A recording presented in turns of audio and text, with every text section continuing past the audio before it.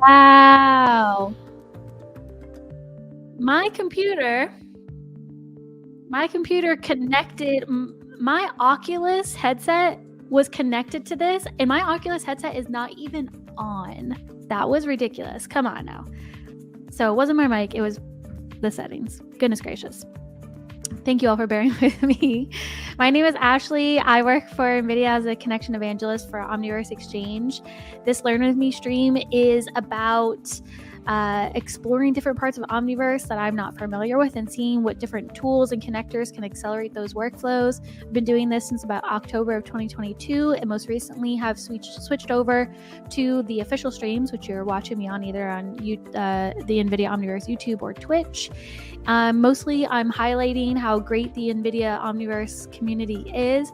So if you see me struggling, even if you don't know the answer and you have some suggestions for me to check out to move me along, feel free to put in the chat. Just like with you not being able to hear me, you can let me know that kind of stuff. I am live, so I am reading the chats. And what I was saying when no one can hear me is that GTC was last week. So if you missed anything, any of the sessions, my sessions, non-Omniverse sessions, the Jensen keynote, the Jensen fireside chat with Ilya from OpenAI, you must check those out. I posted a link in the chat for GTC. Everything is recorded, so you can check all of those things out on your own time. So if you missed it, log in and watch some of those, because I know I missed a couple of things and I still have to catch up. There was so much going on, not just in Omniverse, but in all of NVIDIA and our partners in general. So lots of good stuff. And oh yeah, Eric Kraft is in the chat on YouTube, and he had a session. Eric, if you want to put a link to your session in the chat, I will pull it up and put it in the link for Twitch too. People can check it out. I was a part of it. I did a little recording. We talked about the benefits of open platforms, and Eric had a really great demonstration with generative AI. So definitely something to look into. Thanks, Eric. So another little bit of housekeeping is the Omniverse community calendar. If you're on YouTube, it's in the description of this video. You can check it out. You add it to your own calendar, and so you're reminded when any events come on. You click them and it brings you right to it. So there's that. Right now there is my stuff on there and the Unity connector that it just got out of early access. So that is on Wednesday after my stream at 2 o'clock Eastern time or 11 a.m. Pacific time, depending on your time zone there. And then also in the description of this video on YouTube is the GitHub link for the scene that I have been working in, including all of the test scenes and the scripts I've been working on. So if you are watching the stream and you think of a tool that can help me with my workflow, download my scene, use it as a platform for you to test the tool that you want to write. And then last that I want to show that is in the description of this video is all my different Learn With Me videos. I created a playlist. So if you are behind or you want to check something out specifically, I have created a playlist for them, even part 1 of what we're going to go over today. And today is creating a counter with Omnigraph part 2. Okay, I think that's it. Also, I've discovered this awesome little feature, the picture-in-picture. So I can stay on the screen now and just like throw myself over here. I'm not blocking anything. All right, where did we leave off last session? In the scene. Oh my gosh. So I was having a bunch of cache issues that seemed to get like progressively worse every time I was working in a scene, especially live for whatever reason. I don't know if it was the bandwidth or whatever, but every time I worked live, I was having all these issues with like dumping cache, and I'm pretty sure I've resolved it. You know, I'm jinxing myself live here, but because I went into my Omniverse launcher, and in my file management tab of the library, my cache had like a little bell like you see here, and that meant I needed to update it. So since I've updated it, I have not had any cache issues. I've not had to dump by Xing out of Omniverse create since then. So let's just, fingers crossed that is the solution for live streaming these things as well. And we started the scene where we are detecting collisions on a palette using Omnigraph. We've done it before using behavior scripts and we got it working. And now I want to do it in Omnigraph. And if I remember correctly, we did kind of get it working, but it counts tremendously because it's only doing it by distance. So let's take a look at the graph. Let's go into we'll go into visual scripting layout. We're going to open up the counter graph. Hopefully this is nice and readable for you all. And basically what I'm doing is using distance to detect when the package comes close to the palette. And I did that using a compare node.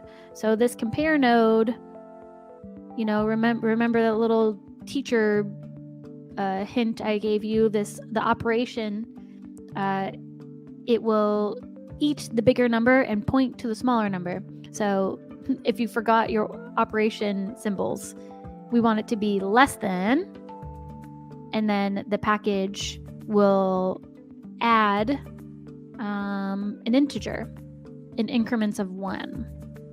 And that's why we got this huge number, because it just continues to count. So this is kind of stuck from last time, but I have to reset that. And it's reading the attribute of the palette that I've created. I created a custom attribute, and so that's in the raw USD properties. And we created this attribute collected. Let's set it back to 0 so we can see this working, kind of working. Working as it should, not working as I want it to. Oh, doesn't do it anymore. I must have disconnected something somewhere. So let's get this back to work. And then Aircraft had some really good ideas for how we can fix it. So we'll attempt those too. So let's kind of look to see where we're at. We are getting prim local to world transform, and that is the palette. NVIDIA 1. Yep, it's the same. And we're getting the translation of it and plugging it into A. And this is reading A, the compare. And B is the cube box, aka the package. And we're grabbing the translation of it. And that's plugged into B. And this is the distance between them. Oh, you know what? Yeah, so it's 14.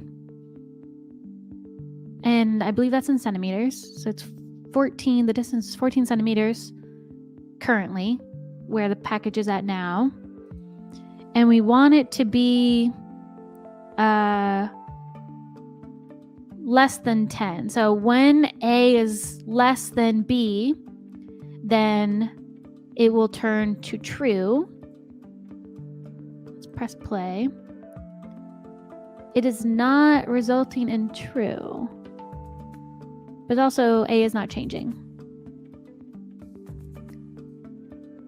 So that should change because the package moved. I did not see. Yeah, I didn't see the package move at all. I have it on tick, so that means it's updating per frame.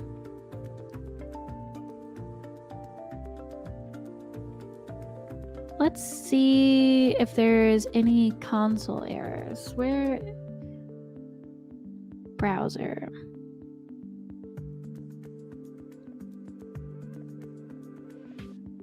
I have the console. Oh, there it is. Let's make it a little bit bigger. Because I had it working before.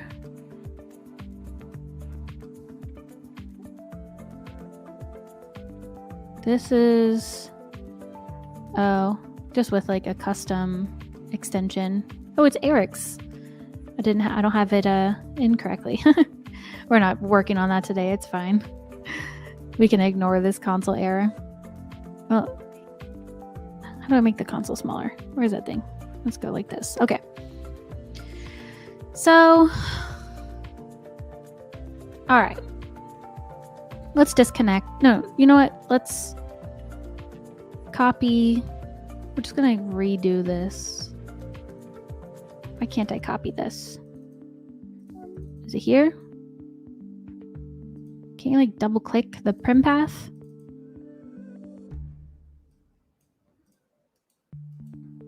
I'll just say copy to clipboard and then just like,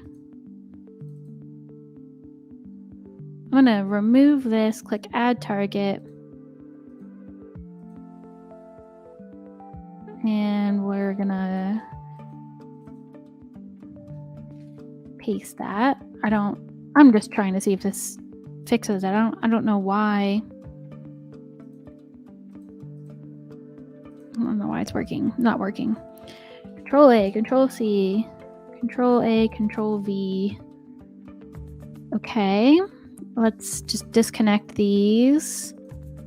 All right, so the nodes are working because they're not showing anything. Plug that back in.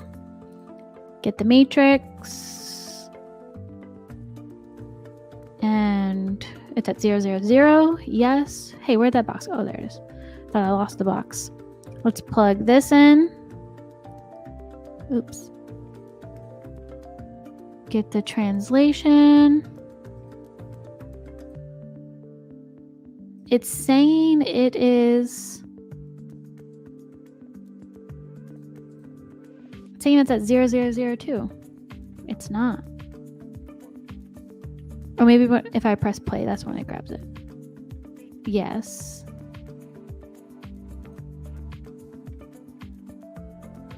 It changes for a second. 105 down to 14 within like a second.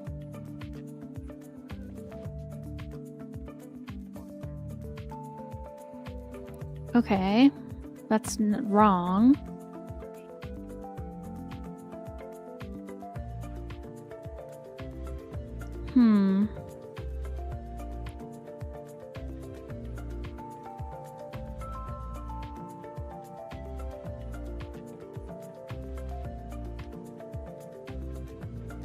Let's disconnect the on tick.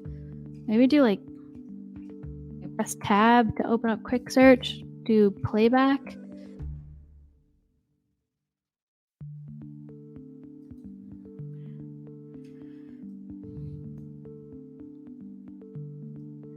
On playback tick. What's the difference between these two? Let's look.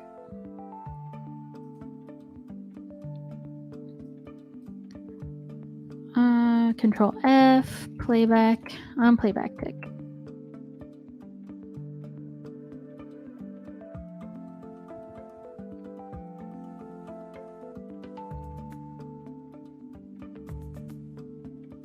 The number of, so we can use,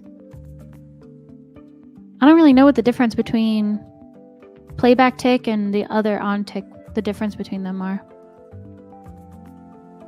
I'm going to put this link in the chat if you've never seen this before. This is the node library documentation. But, okay, I don't know. Let's see if for whatever reason, this one has like, so this does it by delta seconds.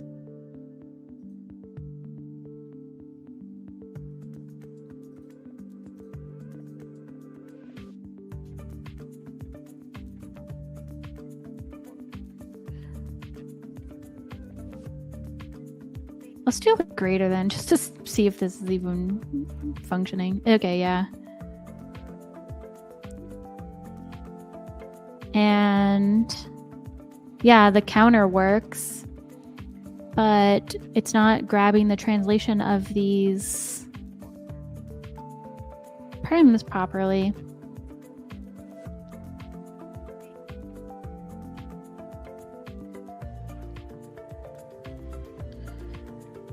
I'm gonna move my face out of the way.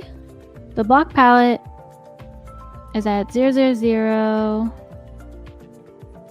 So are its meshes. Let's look at the Q box. The Q box is at 108 on the z-axis because it's in the sky, and its meshes are zeroed out. So that's fine.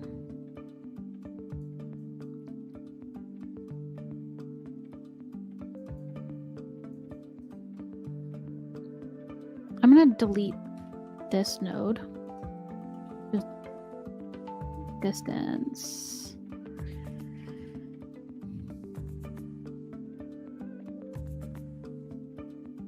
Sometimes just doing that works.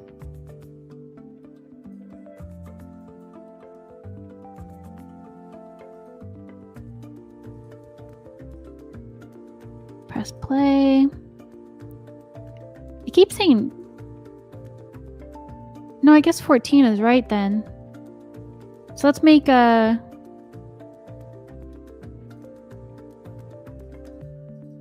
It starts off at 100. Let's do 15. I guess 14 would be correct because when it lands on the box, it's at 14. I don't know. Yeah, so it keeps counting. Let's look at this. Let's look at the box. Yeah, okay. I'm thinking it's wrong the whole time, and it's right.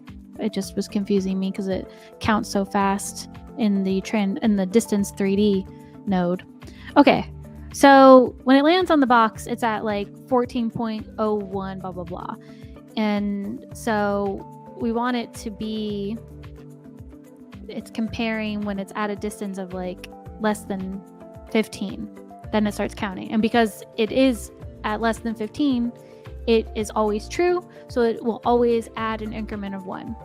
Wow, I was like confusing myself. But okay, so counter works. That's good. Now let's try to take Eric's suggestion and see if we can have it to where it only reads it when it's like made contact in a way. Let's see.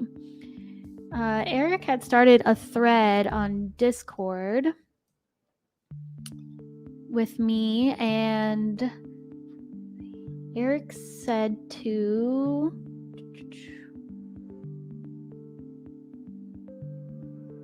where is it? I could try the once flow node, feed that into the branch node, and then the once node out to your right. Okay. So that would be flow. There we go. This is my suggestion for the... There we go. Oh, it did show up. I thought it didn't. I was like typing in once and I didn't see it. The quick search could be a little bit better. Let's delete this select if. The branch node is an if node. I think I was talking about that last stream where I was like, I need an if node, and branch is if, like if true, if false. So it was... Try the once node. So this would actually, we'll go execute in, disconnect this.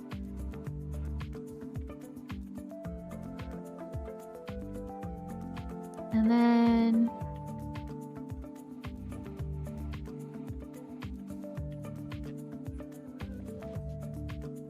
I think he meant do that again.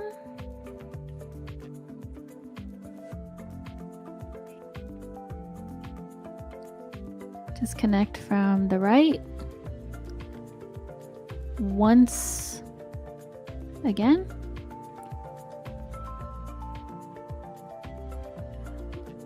Let's read what the once node does.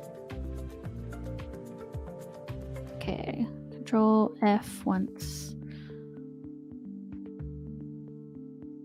Once node controls flow of execution by passing input through differently on the first time.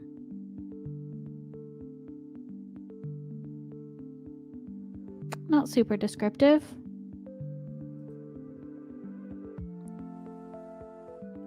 Remove the once connected, remove this one?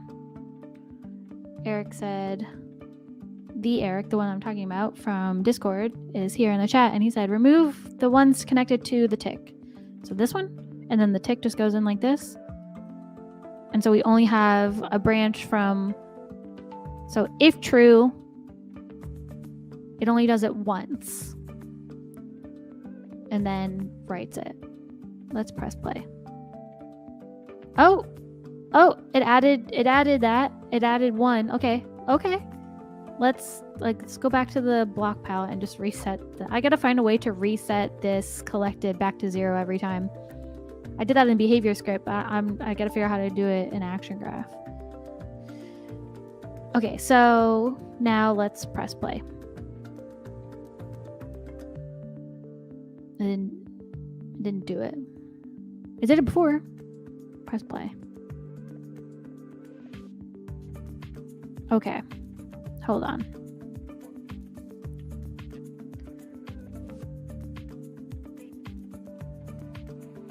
When it is less than 15, execute once. Did it only happen like the first time I press play? What if I use this kind of tick instead?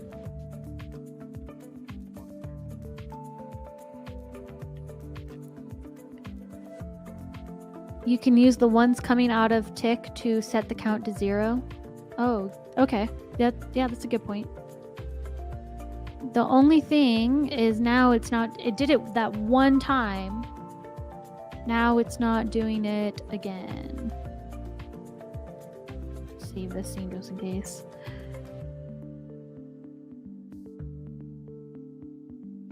So there, now it's only happening.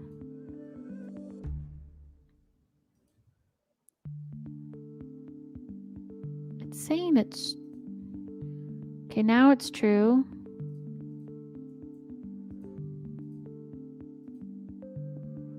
Oh, it didn't reset the value. It's still reading this as a, let's stop this. The block palette collected attribute is 0. I reset it manually and it's still reading it as 212.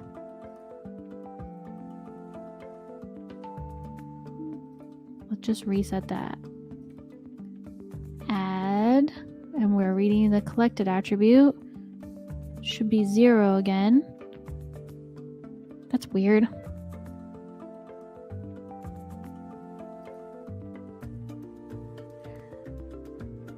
You need to activate the reset on the once node. Oh. On the once node.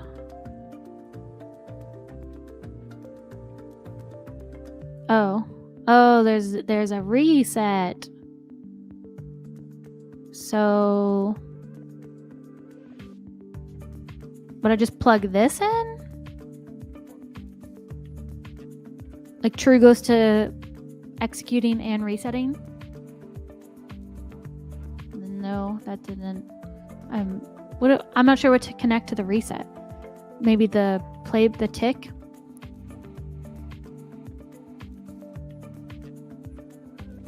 A button or something.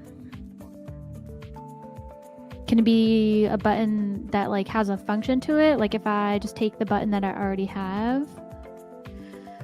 Where's that button? Oh, that button is all the way in my other graph.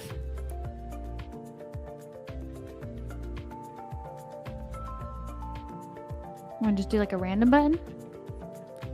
Oh, so I have to reset the button that I have in the scene. Well, that sucks because that is in a different graph. So then I will have to, this would all have to be in the same graph then.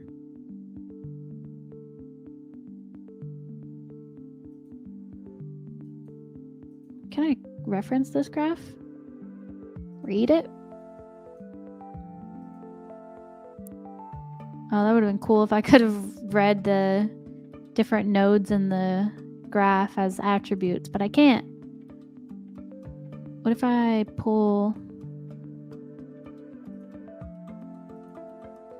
I've never tried this before where I just pull the action graph. It doesn't let me do it.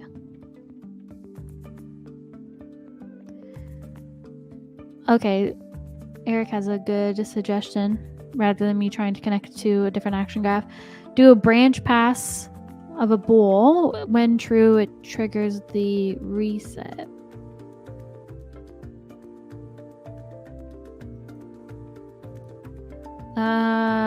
Let me think about that conceptually. So I'm doing another branch.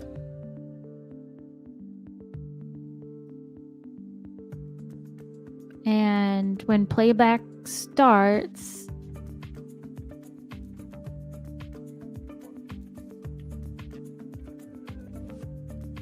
what's the condition is, I'm trying to think what the condition would be. Would it just be when the palette will just read the collected attribute of the palette?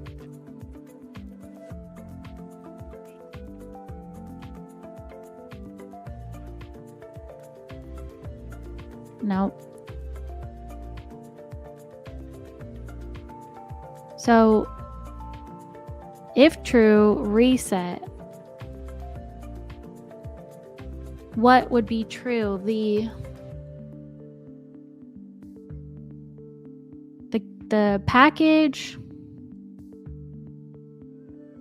I'm trying to think about this conceptually to try to figure out like what is this reading that's going to be true, that's going to reset it. Maybe it's actually the opposite. So it's reading this again, and if false, it resets it.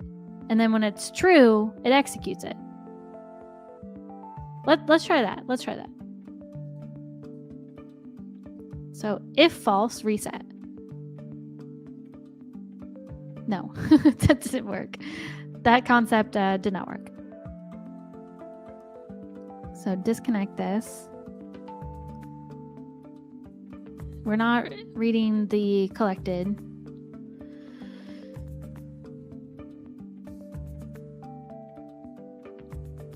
Does it have to be a different branch? That wouldn't make sense.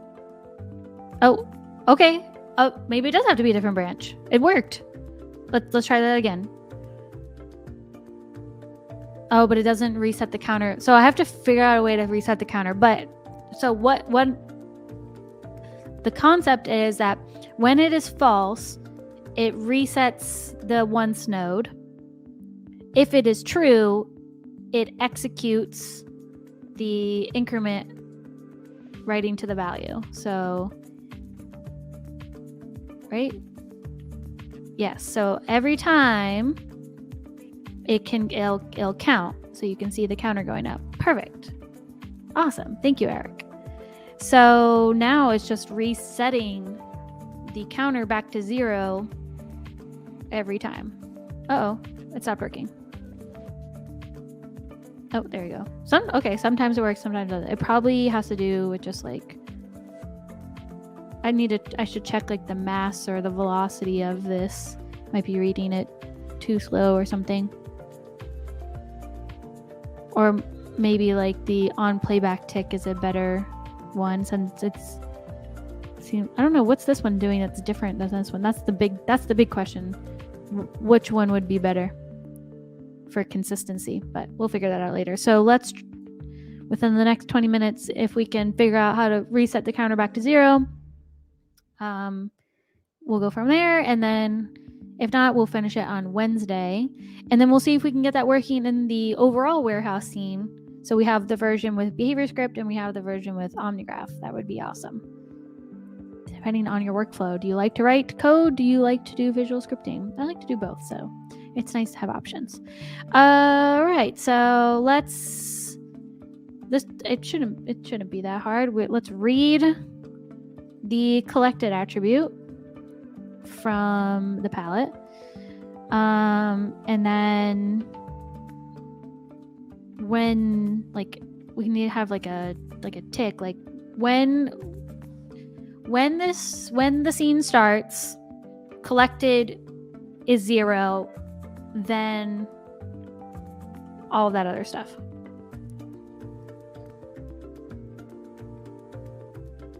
I could probably use this one actually. This one's already a read attribute for the palette. And then we'll do a constant int. It will remain 0. That will,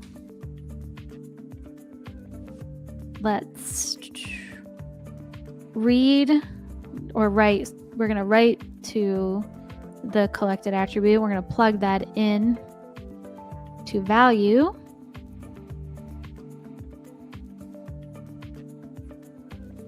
Actually, I probably don't even need this. Maybe this works. If I just say, when we press play, collected becomes 0. But it continues to do that. So maybe it's a stage event actually. So disconnect this one. So stage event, on stage event, which will be Omnigraph start play. Let's do that. Let's see if that one works. So it only reads it once. Doesn't continue to read it every frame. Let's press play. Cool. Easy enough. My counter is a little inconsistent, but it does work. No, it doesn't work.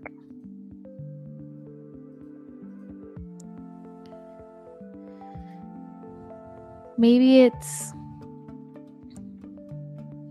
simulation start play. It's like, it works sometimes, it doesn't work other times.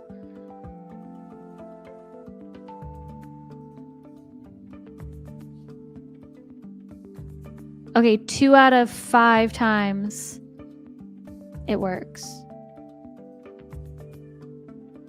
I wonder why. Now it works every time.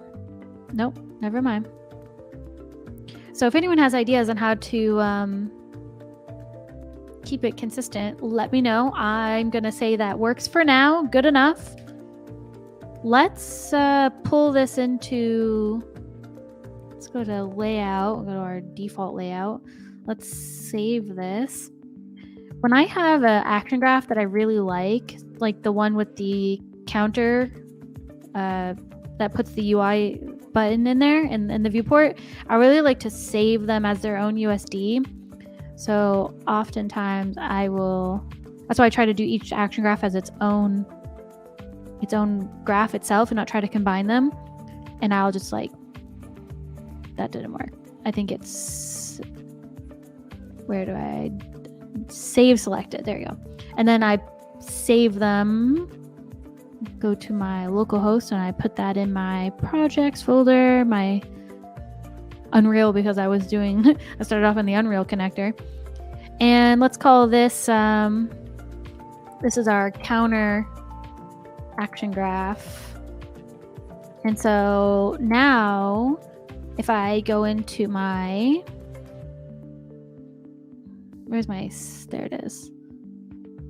Go here. I can pull that action graph right into my warehouse scene. I'm not going to execute my scripts. I'm going to say no, because we just want to use action graph.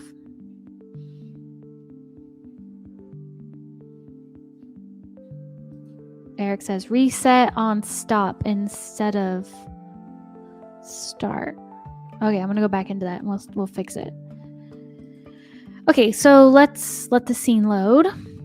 If you've not seen this scene before, if you're new, this is the warehouse scene that I started using in the Unreal connector, moved to Isaac Sim, built out this conveyor belt using the conveyor belt tool extension.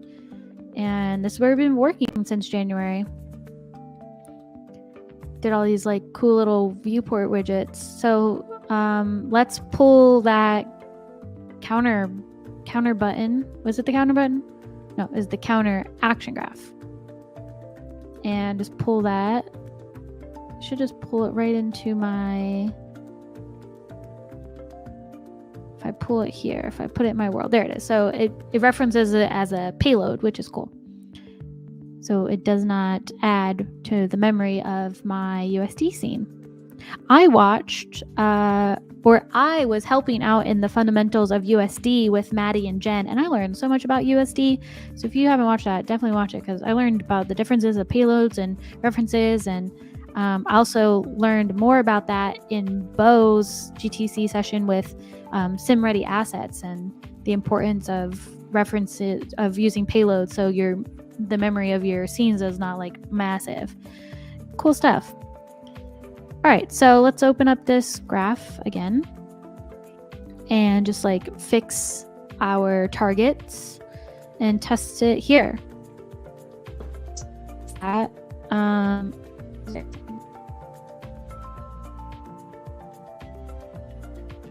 yeah, some say GTC was cool. I think GTC was pretty cool. I think out of all of the GTC sessions, other than the keynote and the fireside chat, and of course the ones that I was a part of and my team was a part of, the one with Bo talking about SIM-ready assets was so informative and so detailed, and to actually see someone creating an asset in Maya from start, how they model it, the best workflow for modeling something that it represents something in real life, and then going in and actually doing the physics for that model to make it sim ready was, I love that session so much. I'm probably gonna watch it again. I think it was really cool. So I'm gonna keep talking about it because I loved it so much. All right. Eric said reset on stop instead of start.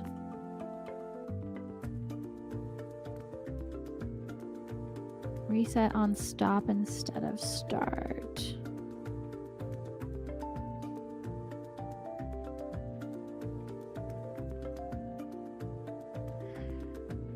I'm not sure where. Oh, got you. You mean here on like Omnigraph stop or like simulation stop play. So when the whole thing stops, it resets, not when it restarts. That's a good point. Okay, I like that. Cool. All right, so let's retarget our prim. So we're gonna add the target, which is the palette in the scene, and the other target is the package, which is this one here. And let's make sure we copy the target prim and paste it into the prim path input. I wish it populated it on its own, but it doesn't. So we gotta do it manually, or else it will not read the inputs correctly. So Control C, Control V. Right. Everything else is good. Let's keep it at 15.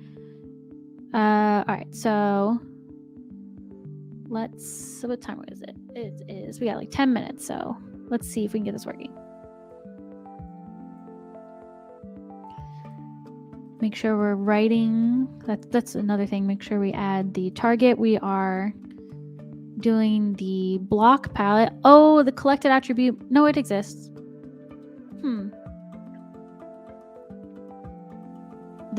I did not enable my scripts. So in theory, the collected attribute shouldn't exist because the script is supposed to be creating that attribute. So I hope the script is not actually going to be running because it'll interfere. Let's see. add our targets.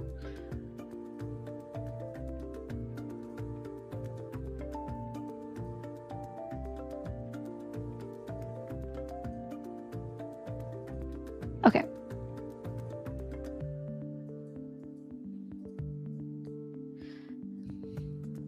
All right, let's press play. Oh, it had 1 on it. Now it has 0.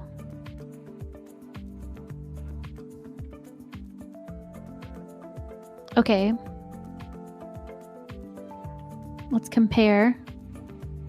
It's less than 15, so it should be true.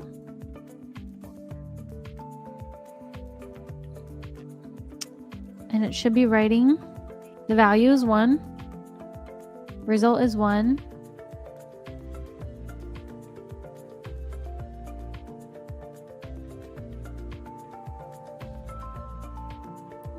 Okay.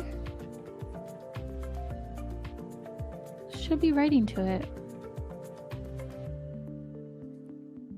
Let's save the scene. So look at the viewport UI graph. I need to reset the once again. Oh. I need to reset the once. I was thinking it might be the viewport UI. I thought I was resetting it.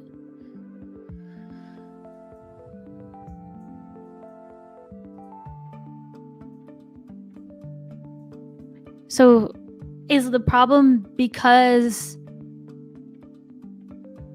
it's like continuing to reset it,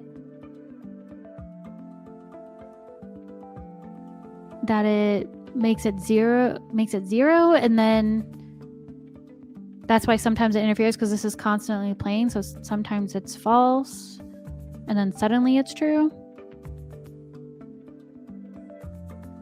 What do they start? The compare tag.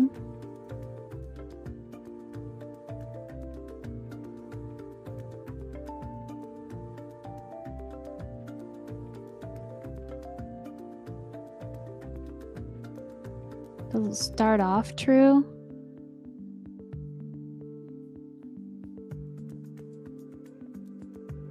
It actually is always true, because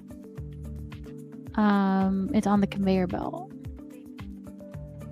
So it would end up detecting it before it even lands, but it's still not updating the button.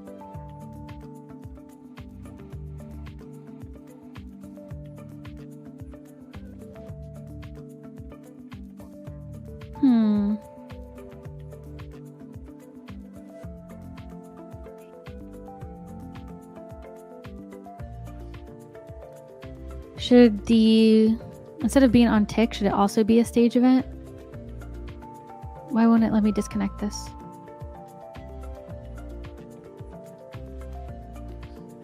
Could not find a connection between. What? Could not find a connection between the attribute of those two attributes to remove? What? Save, reload the scene.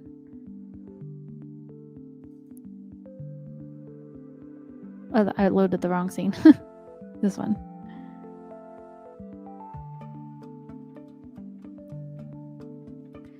I don't want to enable the script. Oh, maybe because I'm not enabling the script, the collected attribute doesn't actually exist. Let's remove the scripts. I guess I had one, and see if that makes a difference. Just resave, reload everything.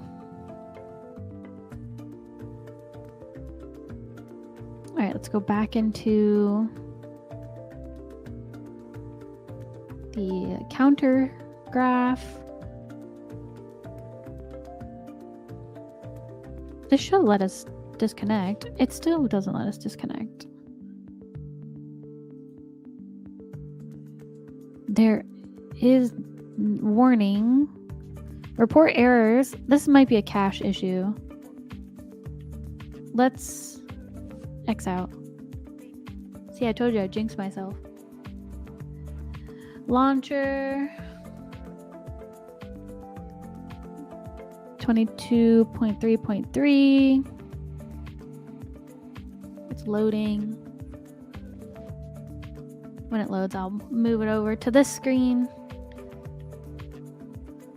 And hopefully it was a cache issue.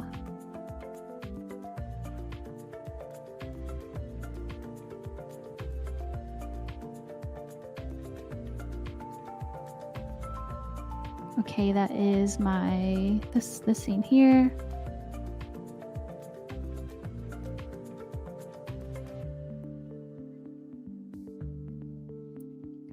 Give this a second to load, and then let's see if it now lets me disconnect it. Just to see if it's working. No? That's weird. Why is it not letting me do that? Could not find a connection.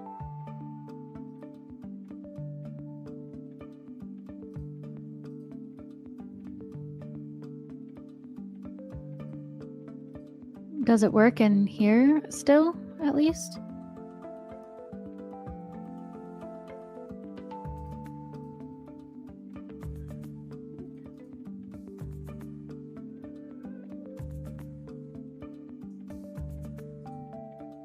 Yep. So it might be something with how it's referencing. That's bizarre. All right, that might be something we have to look into for Wednesday. All right, 5 minutes left, so I'll start wrapping things up. You know, one step further to creating this counter. Kind of got it working, much better looking than the week before GTC. The counter only executes once rather than the bajillion times that it remains true. So we are almost there. Now it's just figuring out why referencing that action graph in our main scene is not working. So we'll get that up and running, and hopefully we can close this out on Wednesday, and then next week start something new. Move out of this warehouse scene. As much as I love staring at conveyor belts and packages, we'll get a little bit of a break and do something a little bit more creative. And yeah, so thank you all for joining me. Thank you, Eric, for all your help and your suggestions and your action graph, and all of you for participating and chatting away. I really enjoy these streams, so let's keep doing more of them, and I'll see you all on Wednesday. Bye, guys.